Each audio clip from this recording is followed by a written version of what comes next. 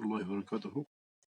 الحمد لله رب العالمين، والصلاة والسلام على أشرف الأنبياء والمرسلين سيدنا ونبينا محمد وعلى آله وصحبه أجمعين.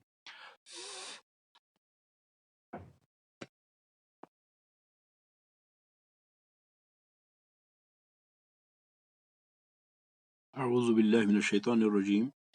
بسم الله الرحمن الرحيم. الحمد لله رب العالمين الرحمن الرحيم مالك يوم الدين إياك نعبد وإياك نستعين اهدنا الصراط المستقيم صراط الذين أنعمت عليهم غير المغضوب عليهم ولا الضالين آمين.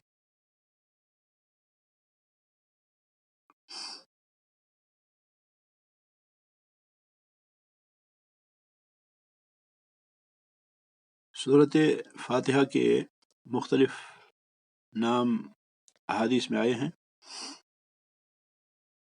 جس میں سے ہم نے کچھ کا ذکر کیا، اور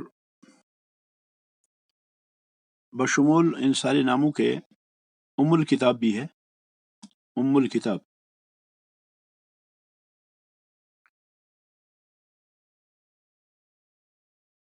جیسا کہ عبداللہ بن ابی قتادہ رضی اللہ عنہ اپنے والد سے روایت کرتے ہیں کہ نبی صلی اللہ علیہ وسلم ظہر کی پہلی 2 رکعات میں ام الکتاب اور 2 سورتیں پڑھتے تھے، اور دوسری 2 رکعات میں ام الکتاب پڑھتے تھے، اور کبھی ہمیں کوئی آیت سناتے تھے اور پہلی رکعت میں اتنا طویل فرماتے جتنا دوسری رکعت میں نہیں فرماتے، اسی طرح عصر میں اور اسی طرح صبح میں۔ صحیح بخاری کی حدیث ہے، حدیث نمبر 776، کتاب الاذان میں یہ حدیث موجود ہے۔ تو اس میں قرآن کریم کا سورہ فاتحہ کا ایک نام جو ہے وہ ام الکتاب کہا گیا ہے، اور ام الکتاب یعنی کتاب کی ماں، کتاب کی اصل۔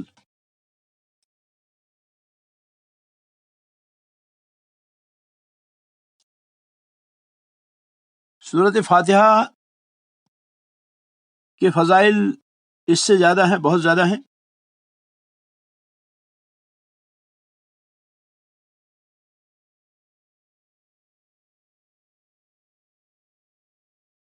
سورہ فاتحہ کو جیسے کہ عرض کیا جا چکا ہے کہ سورۃ فاتحہ کو سورہ فاتحہ اس لیے کہا گیا کہ اس سے قرآن کریم کا افتتاح ہوا ہے،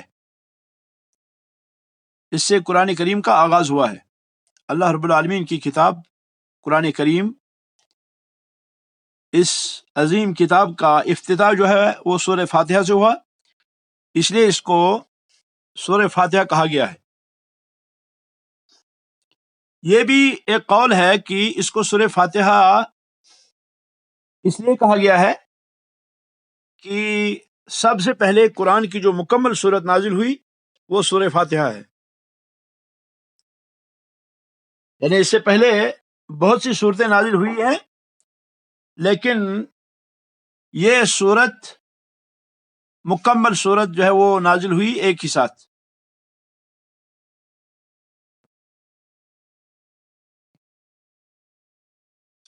علماء فرماتے ہیں کہ یہ سورت جو ہے سورۃ فاتحہ، یہ قرآن کریم کے مجمل معانی پر مشتمل ہے، معانی مجملہ، قرآن کریم کے جو اجمالی معانی ہیں ان معانی پر سورہ فاتحہ مشتمل ہے۔ توحید کے باب میں، احکام کے باب میں، جزا کے باب میں، اور بنی آدم کی راہوں کے بارے میں،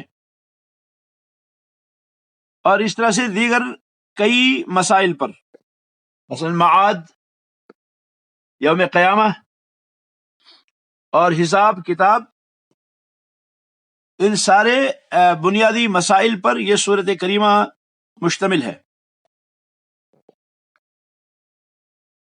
اور یہ ام القرآن جو نام دیا گیا ہے اس سورت کا، بعض علماء کہتے ہیں ام القرآن اسے نام اسی لیے پڑا کہ اس میں یہ سارے معانی پائے جاتے ہیں،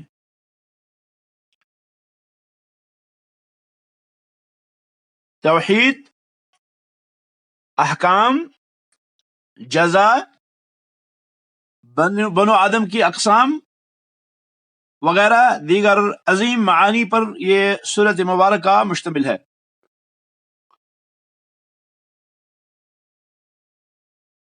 یہ جو سورت ہے، سورت فاتحہ،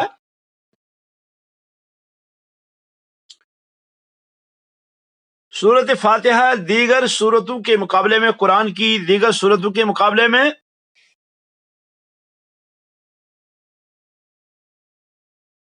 کچھ ممیزات کی حامل صورت ہے، یعنی اس کی کچھ الگ اپنی شان ہے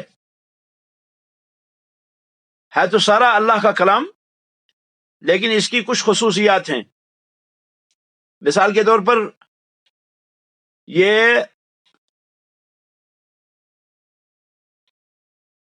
نماز کے ارکان میں سے ہے، سورہ فاتحہ نماز کا رکن ہے، ہر نماز کا رکن، ہر رکعت کا رکن سورہ فاتحہ ہے، اور نماز جو ہے، نماز اسلام کے ارکان میں سب سے افضل ترین ہے شہادتین کے بعد۔ نماز شہادتین کے بعد اسلام کے ارکان میں سب سے افضل رکن ہے، یعنی زکوٰۃ، روزہ، حج اور دیگر جو ارکان ہیں ان میں شہادتین کے بعد سب سے افضل نماز ہے، اور اس نماز کا ایک رکن ہے سورہ فاتحہ۔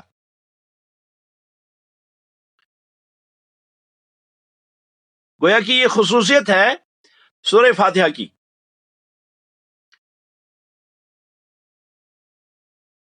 گویا کہ جو شخص سورہ فاتحہ نہیں پڑھے گا اس کی نماز نہیں ہے، جیسا کہ حدیث میں ہے لا صلاۃ لمن لم یقرأ بفاتحۃ الکتاب۔ اسی طرح سورہ فاتحہ کی خصوصیات میں سے یہ ہے کہ سورہ فاتحہ جو ہے یہ رقیہ ہے، سورۃ فاتحہ رقیہ ہے۔ جب بیمار پر یہ پڑھی جائے، سورہ فاتحہ جب بیمار پر پڑھی جائے تو باذن اللہ اس کو شفا ہوگی۔ جب سورہ فاتحہ کو مریض پہ پڑھا جائے تو باذن اللہ مریض کو شفا ہوگی، کیونکہ نبی علیہ الصلوۃ والسلام نے اس شخص سے کہا جس نے ایک ڈسے ہوئے شخص پر سورہ فاتحہ پڑھی تھی اور وہ ٹھیک ہو گیا تھا، تو نبی علیہ السلام نے فرمایا وما یدریک انہا رقیہ، آپ کو کیا پتا چلا، کیسے پتا چلا کہ یہ رقیہ ہے؟ یہ حدیث گزر چکی ہے ہمارے پاس، اور میں نے کہا تھا کہ یہ صحیح بخاری کی حدیث ہے، کتاب الاجارہ، باب ما یعطى فی الرقیہ علی احیاء العرب بفاتحۃ الکتاب، حدیث نمبر 2276۔ اسی طرح سے یہ صحیح مسلم کے اندر بھی موجود ہے یہ حدیث۔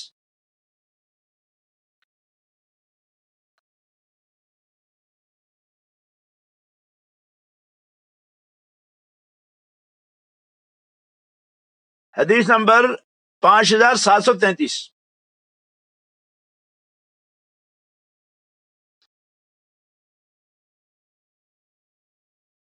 تو یہ سورہ فاتحہ کی کچھ خصوصیات جو ہیں جو میں نے ذکر کی، لیکن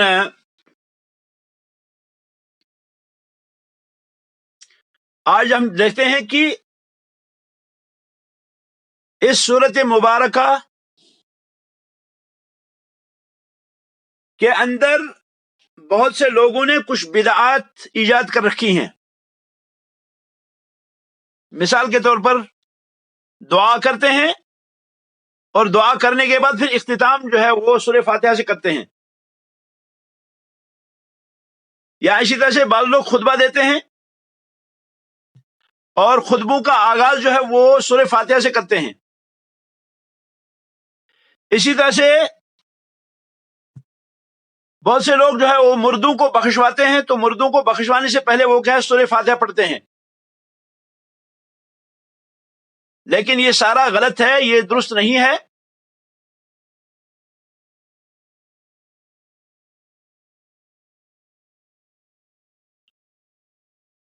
کیونکہ صحیح وہی ہے جو معصور ہو، صحیح بات وہی ہے جو معصور ہو، یعنی جو بات رسول اکرم صلی اللہ علیہ وسلم نے کی یا صحابہ نے کی یا اس طرح سے تابعین نے کی، تابع تابعین نے کی، وہی بات جو ہے صحیح ہے۔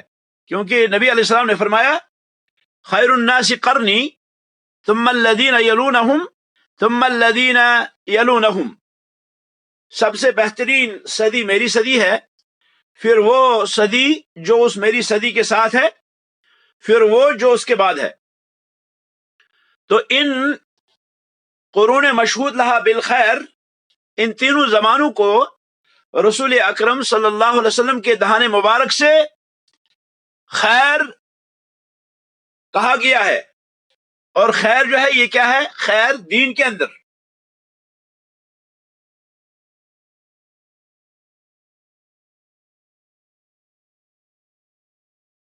پھر ایک اور بات یہ بھی ہے کہ عبادات کا جہاں تک تعلق ہے عبادات کا، تو عبادات جو ہے وہ ساری کی ساری توقیفی ہیں، یعنی عبادتیں ساری کی ساری توقیفی ہیں، منزل من اللہ ہیں۔ عبادت کے اندر جیسے کہ آپ لوگ جانتے ہیں کہ بنیادی طور دو شرطیں ہیں۔ پہلی شرط الاخلاص، للہیت، کہ ہم عبادت کو اللہ کی رضا کے لیے انجام دیں، اللہ کے لیے انجام دیں، اور دوسری چیز الاتباع، رسول اکرم صلی اللہ علیہ وسلم کے نقش قدم پر عبادت کو انجام دیں۔ جو بھی کام، جو بھی عمل ہم کریں اللہ کے لیے اور پھر رسول اکرم صلی اللہ علیہ وسلم کے طریقے پہ ہو، علماء کہتے ہیں یہ عبادت ہے۔ اور عبادتیں جو ہیں یہ ساری کی ساری توقیفی ہیں، یعنی عبادتیں ساری کی ساری عبادتیں یہ توقیفی ہیں۔ توقیفی کا معنی یہ منزل من اللہ ہیں، یعنی عبادت کا طریقہ، عبادت یہ اللہ کی طرف سے نازل شدہ ہے، یہ کسی انسان کا پروگرام نہیں ہے، یہ کسی شخص کا پروگرام نہیں ہے، دنیا کی کسی بڑی شخصیت کا یہ پروگرام نہیں ہے، بلکہ یہ اللہ رب العالمین کا پروگرام ہے، یہ اللہ رب العالمین کی دعوت ہے، اور اللہ رب العالمین نے اس دعوت کو انبیاء علیہ الصلوۃ والسلام کے ذریعے سے لوگوں تک پہنچایا۔ گویا کہ پوری کی پوری زندگی جو ہے یہ کیا ہے؟ یہ ابدیت کے آئینے میں انجام دینی ہے، اور اس ابدیت میں ضروری ہے کہ اس میں کیا ہے؟ اسوہ ہو ہمارے پاس، اور ضروری ہے اس میں کہ یہ کیا ہو؟ یہ اللہ کے لیے ہو۔ اسوہ ہمارے پاس جو ہے وہ محمد الرسول اللہ صلی اللہ علیہ وسلم ہے، اور اللہ کے لیے ہونا یہ اخلاص کہلاتا ہے۔ تو گویا کہ اللہ کے لیے جو بھی کام انجام دیا جائے، چاہے چھوٹا کام ہو یا بڑا ہو، چھوٹا عمل ہو یا بڑا عمل ہو، وہ عبادت کہلاتا ہے جب اس میں یہ دونوں شرطیں پائی جاتی ہیں۔ تو عبادات جو ہیں، عبادات کی بنیاد جو ہے وہ توقیف پر ہے اور اتباع پر ہے۔ یہ عبادات اجتہاد سے نہیں کی جا سکتی۔ کوئی شخص یہ نہیں کہہ سکتا کہ بھئی سورہ فاتحہ اتنی عظیم سورت ہے، تو اس عظیم سورت کو ہم کیا کریں گے؟ اس کو ہم ہر جگہ استعمال کریں گے؟ نہیں، ایسا نہیں ہے۔ عبادات توقیفی ہیں، یہ اہم ترین اصول ہے اسلام کے اصول میں سے۔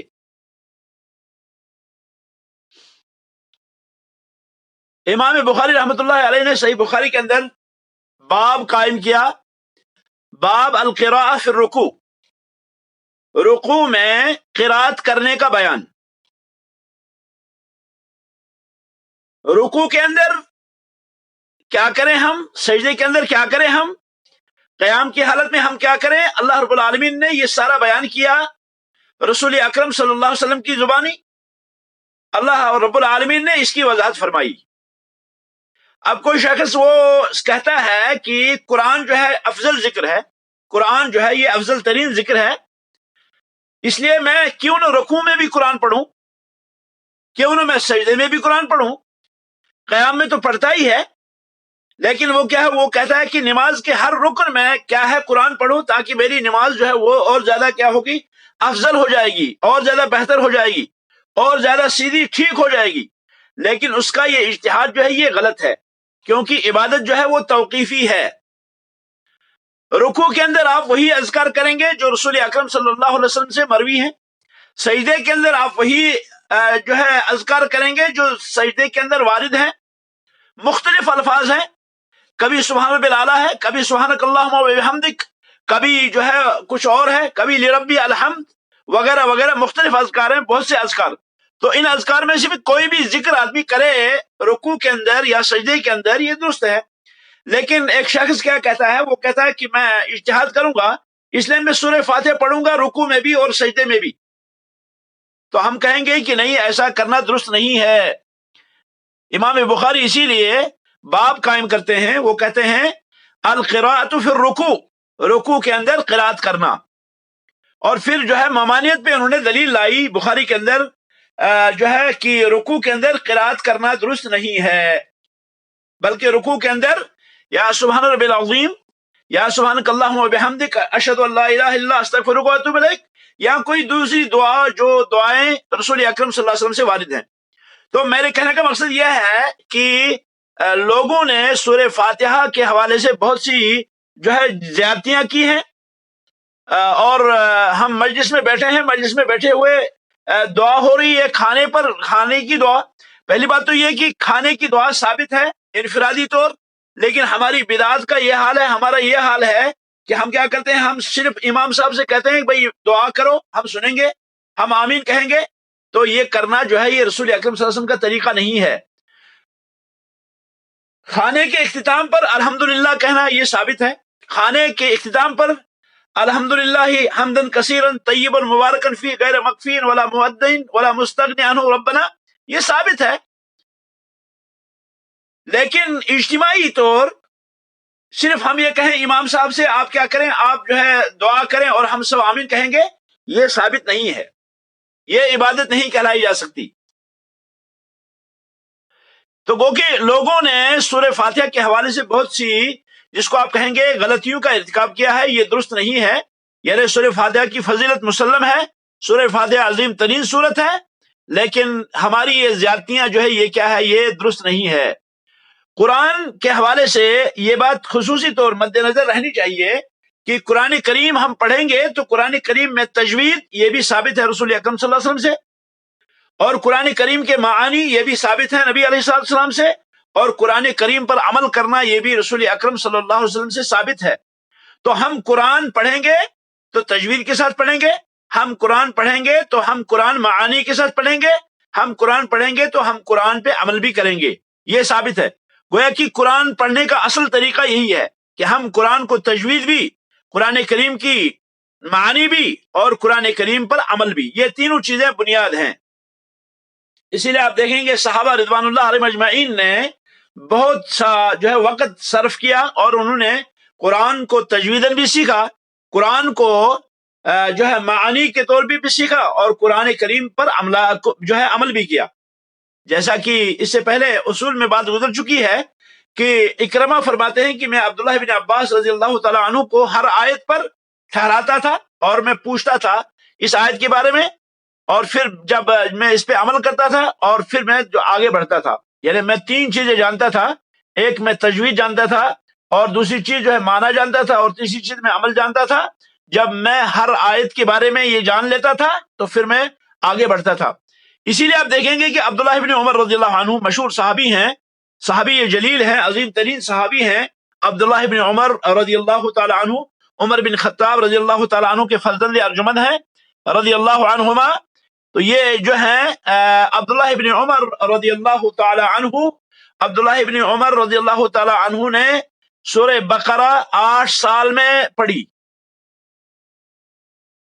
سورہ بقرہ کو 8 سال میں پڑھا عبداللہ ابن عمر نے رضی اللہ تعالیٰ عنہ، حالانکہ عربی تھے، حالانکہ صحابی تھے، حالانکہ مدینے میں مشہور تھے عبادلۃ الاربعہ، العبادلہ الاربعہ، 4 عبداللہ، ان میں سے ایک عبداللہ ابن عمر ہیں، عبداللہ ابن مسعود ہیں، عبداللہ ابن عباس ہیں، اور عبداللہ ابن زبیر ہیں، اور بعض لوگ کہتے ہیں عبداللہ ابن عمرو بن عاص۔ تو یہ 4 عبداللہ جو ہیں یہ علم کے باب میں بہت مشہور تھے، لیکن اس کے باوجود عبداللہ ابن عمر رضی اللہ تعالیٰ عنہ نے صرف سورہ بقرہ 8 سال میں پڑھا۔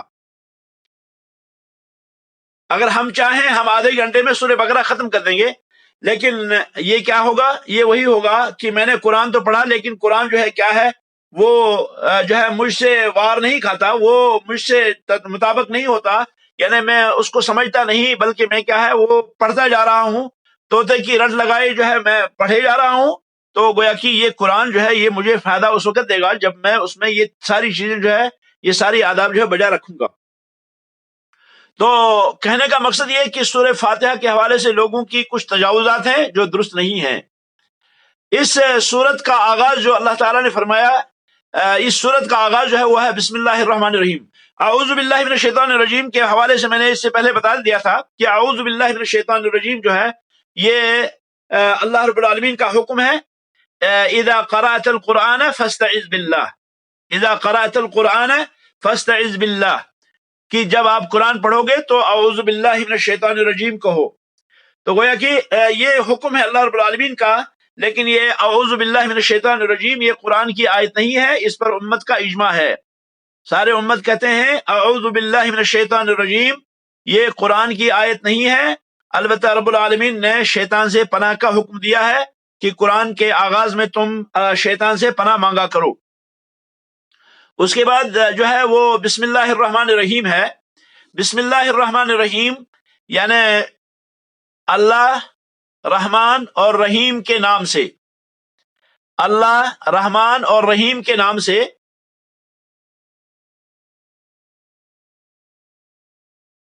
کیا مطلب؟ اس آیت کریمہ کے اندر اللہ رب العالمین کے اسماء و صفات کا ذکر ہے۔ لفظ اللہ، اللہ رب العالمین کا ذاتی نام ہے۔ الرحمن اللہ رب العالمین کا صفاتی نام ہے۔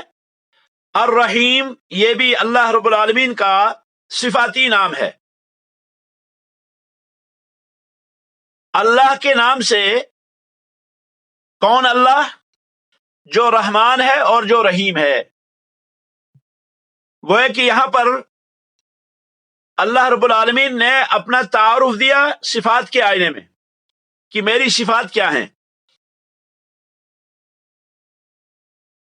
اللہ نام ہے، ذاتی نام اللہ رب العالمین کا، اور یہ نام کسی اور کے لیے جائز نہیں ہے رکھنا کہ کوئی اپنا نام جو ہے وہ اللہ رکھے۔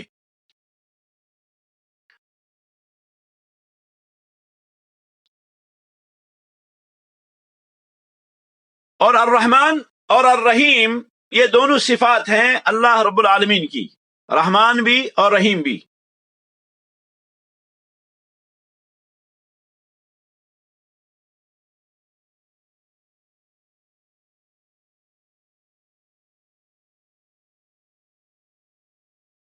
یہاں پر علماء کہتے ہیں کہ یہاں پر فعل محذوف ہے، فعل یہاں پر محذوف ہے، فعل متأخر جو اس کے مناسب ہو۔ جب آپ کہیں گے اللہ کے نام سے، آپ بسم اللہ کہیں، یعنی اللہ کے نام کے ساتھ، اور آپ پھر کھانا چاہتے ہو تو آپ کہیں گے بسم اللہ آکل۔ آپ پانی پینا چاہتے ہیں، آپ کہتے ہیں شروع میں بسم اللہ۔ معنی کیا ہوں گے؟ معنی ہوں گے بسم اللہ اشرب، یعنی میں اللہ کے نام کے ساتھ پیتا ہوں۔ آپ چلتے ہیں، آپ کہتے ہیں بسم اللہ امشی، اللہ کے نام کے ساتھ میں چلتا ہوں. گویا کہ یہاں فعل مقدر ہے، محذوف ہے، جو اس کے بعد ہے. تو گویا کہ ہم کہہ سکتے ہیں بسم اللہ اشرع یا بسم اللہ ابدع، میں شروع کرتا ہوں اللہ کے نام سے. یہ جو شروع کا لفظ یہ قرآن میں نہیں ہے، لیکن یہ کیا ہے، یہ محذوف ہے. ورنہ بسم اللہ با جو ہے یہ حرف جر ہے، اس کے معنی ہوتا ہے ساتھ، اور اسم کے معنی نام، اور اللہ کے معنی اللہ. معنی ہوں گے اللہ کے نام کے ساتھ. کیا اللہ کے نام کے ساتھ؟ تو کس اللہ کے نام کے ساتھ؟ اس کا جواب آگے ہے، الرحمن الرحیم، جو رحم کرنے والا ہے، جو بہت ہی مہربان ہے. لیکن اللہ کے نام سے کے ساتھ میں کیا کر رہا ہوں؟ اللہ کے نام سے میں ابدع، شروع کر رہا ہوں. اشرع، میں شروع کر رہا ہوں اللہ کے نام سے. تو واجب ہے کہ یہاں کیا ہو، یہاں فعل ہو محذوف،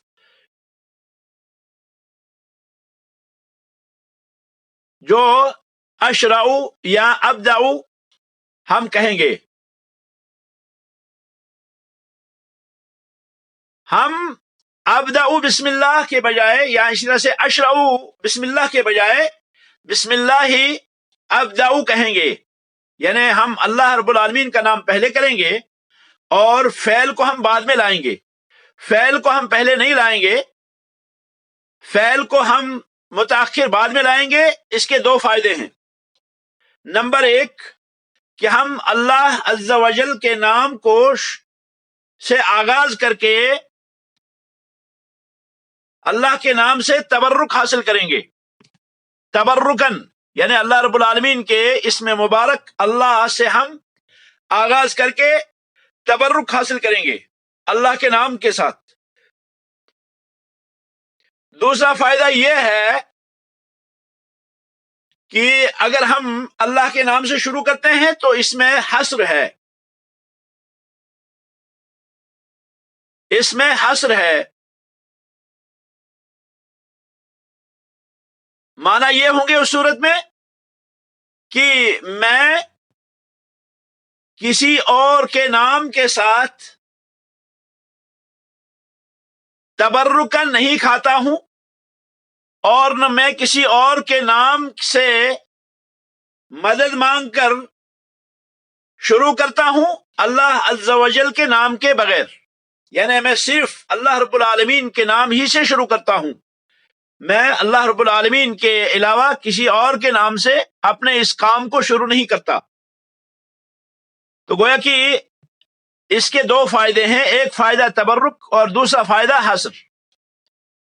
اسی لیے علماء کہتے ہیں کہ یہاں پر کیا ہے، یہاں پر بسم اللہ کے بعد فعل مقدر ہے. یعنی میں اللہ کے نام کے ساتھ کیا، اللہ کے نام کے ساتھ میں شروع کرتا ہوں.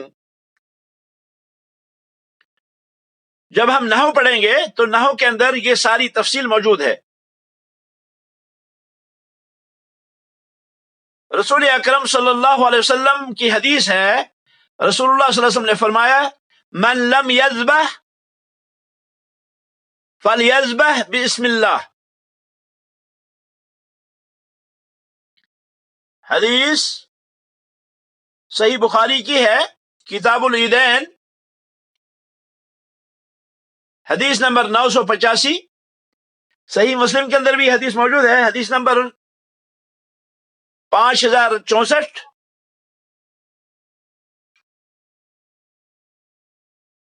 کہ نبی علیہ الصلوۃ والسلام نے عید کے دن خطبہ ارشاد فرمایا، اور اس خطبے میں فرمایا من لم یذبح، جس نے اب تک قربانی نہیں کی ہے، فلیذبح، تو اس کو چاہیے کہ وہ قربانی کرے بسم اللہ، اللہ کے نام سے.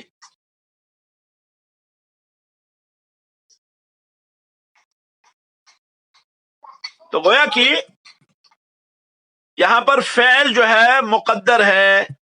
ہم کہیں گے بسم اللہ ابدع، شروع کرتا ہوں اللہ کے نام سے. اور اللہ جو ہے یہ رب العالمین کا نام ہے. رب العالمین کا نام اللہ ہے، اور یہ نام اللہ کے علاوہ کسی اور کو نہیں روا ہے اور نہ رکھنا جائز ہے. یہ لفظ جلالہ، لفظ اللہ، یہ اللہ رب العالمین کے اسماء مبارکہ کی اصل ہے. یعنی سارے اسماء مبارکہ جو ہیں وہ اسی اسم مبارک، اسی نام کے ارد گرد گھومتے ہیں. اسی لیے ہم دیکھیں گے کہ سارے کے سارے نام اس لفظ کے، اس نام کے تابع آتے ہیں. مثلا ہم کہتے ہیں اللہ لا الہ الا ہو الحی القیوم. پہلے ہم نے کہا اللہ، پھر کہا لا الہ الا ہو، پھر کہا هو الحی القیوم. یا اسی طرح سے ہم نے کہا کہ اللہ الذی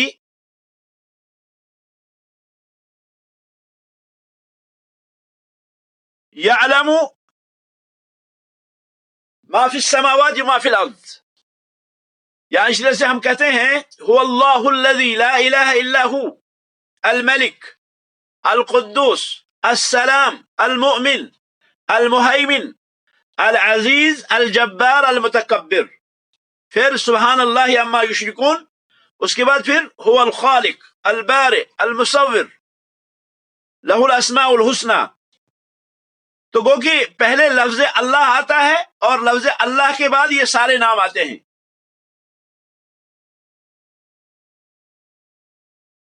سارے اسماء مبارکہ اللہ رب العالمین کی جو اسماء حسنہ ہیں یا اللہ رب العالمین کی جو صفات مبارکہ ہیں، یہ سارے کے سارے اسی لفظ اللہ کے بعد آتے ہیں، اسی لفظ اللہ کے تابع آتے ہیں.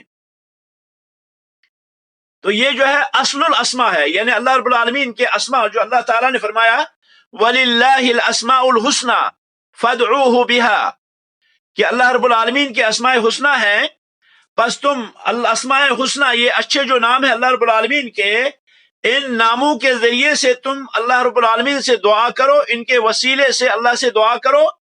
وَذَرُوا الَّذِينَ يُلْحِدُونَ فِي أَسْمَائِهِ، اور ان لوگوں کو چھوڑ دو جو اللہ رب العالمین کے اسماء مبارکہ میں الحاد کرتے ہیں.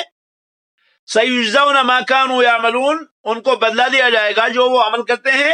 تو گویا کہ اس میں بھی اسی بات کا ذکر ہے کہ اللہ رب العالمین کے اسماء حسنہ جو ہیں، اسماء حسنہ میں جو سب سے اصل ہے وہ کیا ہے؟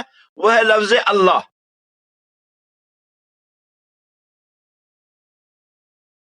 اسی طرح سے اس کے بعد ہم نے یہاں پہ جو ہے الرحمن. الرحمن، الرحمن کے معنی وسیع رحمت والا. یہ فعلان کے وزن پہ ہے، فعلان. رحمان فعلان کے وزن پر، اور فعلان جو ہے، فعلان جب آتا ہے یہ ایک صیغہ ہے، یہ ایک وزن ہے عربی زبان کا. فعلان، اس وزن پر جب کوئی فعل آتا ہے، کوئی اسم آتا ہے، تو اس کا معنی جو ہے وہ ہوتا ہے سعت، وسعت. تو گویا کہ معنی ہوں گے الرحمن وسیع رحمت والا، وسیع رحمت والا. اور الرحیم، الرحیم یعنی اپنی رحمت کو پہنچانے والا جس تک چاہے اپنے بندوں میں سے. اسی لیے یہ فعیل کے وزن پہ آیا. فعیل، رحیم فعیل کے وزن پہ، اور یہ دلالت کرتا ہے فعل کے واقع ہونے پر. یعنی اللہ رب العالمین اپنی رحمت کو جہاں تک چاہے وہاں تک اپنے بندوں تک پہنچائے. اللہ تعالیٰ نے فرمایا وسع ربی کل شیء رحمتا وعلما، ہر چیز پر اللہ رب العالمین کی رحمت اور علم جو ہے وہ وسیع ہے. تو اللہ رب العالمین کی رحمت جس تک چاہے اللہ رب العالمین اس تک پہنچائے، یہ رحیم کا معنی ہے. رحمان یعنی اللہ رب العالمین وسیع ترین رحمت والا ہے، اور وہ وسیع ترین رحمت یہ غیر محصور ہے. اور رحیم وہ رحمت جو اللہ تعالیٰ نے اپنے بندوں تک پہنچائی، جس تک پہنچائے اپنے بندوں میں سے. یہ جو رحمت ہے یہاں پر رحمان میں بھی اور رحیم میں بھی جو رحمت ہے، یہ رحمت اللہ رب العالمین کی صفت ہے.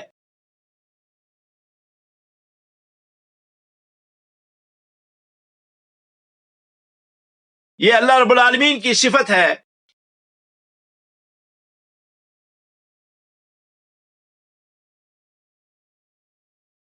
یہ رحمان اور رحیم یہ دونوں اسماء مبارکہ ہیں اللہ رب العالمین کے اسماء مبارکہ میں سے. اللہ رب العالمین کے ناموں میں سے دو نام ہیں الرحمن الرحیم.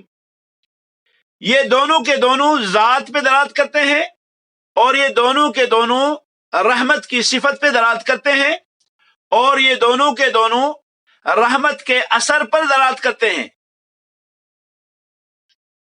یعنی اس میں تین چیزیں ہمیں جو ہے اس سے پتہ چلتا ہے الرحمن الرحیم سے. نمبر ایک، رحمت والی ذات، یعنی جو رحمت ہے یہ رحمت کرنے والی کوئی ذات ہے. دوسری کہ رحمت کی صفت، یعنی اللہ رب العالمین رحمت کی صفت رکھتے ہیں. اور نمبر تین کہ یہ جو رحمت اللہ کی ہے اس رحمت کا اثر پوری کائنات پہ ہے. گویا کہ ذات، صفت رحمت اور اثر پر یہ دونوں لفظ دلیل ہیں الرحمن الرحیم. یعنی اگر ہم یہ کہیں کہ الرحمن الرحیم میں تین چیزیں پائی جاتی ہیں تو یہ اس کا صحیح معنی ہوگا. پہلی چیز ذات الہی، دوسری چیز رحمت کی صفت، اور تیسری چیز اس رحمت کے آثار، اس رحمت کے نشانات، اس رحمت کا اثر. یہ تینوں چیزوں پہ دلالت کرتا ہے یہ جو ہے یہ دونوں لفظ الرحمن الرحیم.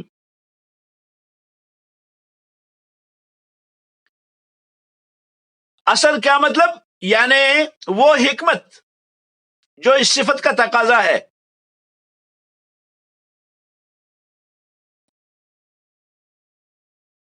تو گویا کہ الرحمن الرحیم کے اندر یہ تینوں چیزیں پائی جاتی ہیں.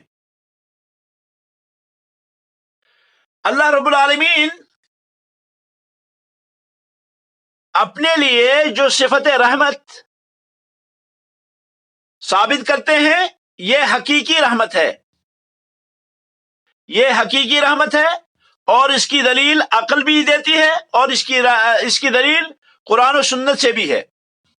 انشاءاللہ اگلے درس میں یہ ہوگا کہ اللہ رب العالمین کی رحمت جو ہے، جو اللہ رب العالمین نے اپنے لیے ثابت کی، یہ حقیقی رحمت کیسے ہے، اس کی دلیل قرآن سے کیا ہے، اس کی دلیل حدیث سے کیا ہے، اس کی دلیل عقل سے کیا ہے. آج اسی پہ اکتفا کرتے ہیں. ھذا وصلی اللہ وسلم علی خیر خلق محمد وعلی آلہ واصحابہ اجمعین. سبحانک اللہم وبحمدک اشہد ان لا الہ الا اللہ استغفرک واتوب الیک.